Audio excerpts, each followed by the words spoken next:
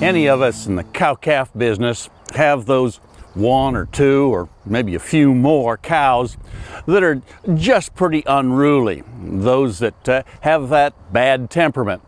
They may be good, big, stout cows that give some milk, but we'd kind of like to have a reason to send them on to town and get them out of our hair. Well, now there's another good reason for culling what I'd just basically call a wild cow.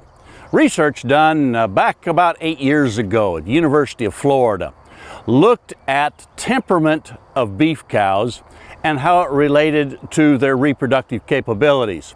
And what they did was they had about 400 head of cows over a couple of year period of time, and they scored them for temperament.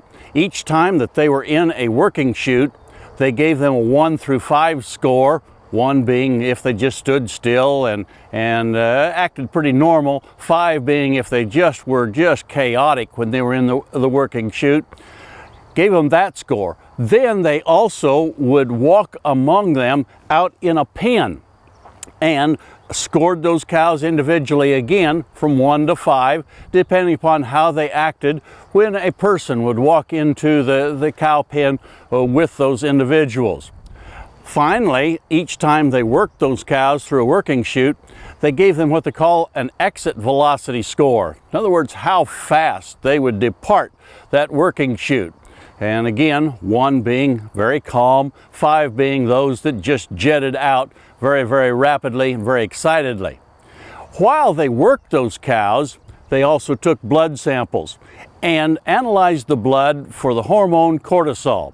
Cortisol is the fight or flight hormone that will be raised in any mammal whenever they're stressed or excited. Bottom line to this research was that they found a relationship between high cortisol levels and those temperament scores with lower reproduction in those excitable cows.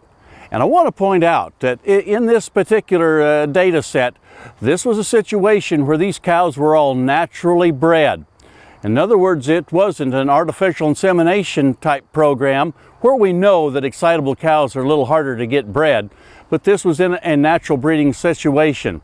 Therefore, even those of us that are just going to use breeding pastures and turn in bulls have a reason to cull those real excitable cows, because they're a little less likely to get bred this breeding season and a little less likely to bring us home a calf next year. We hope this helps you as you're making your decisions this fall as to which cows you might want to cull out of your herd.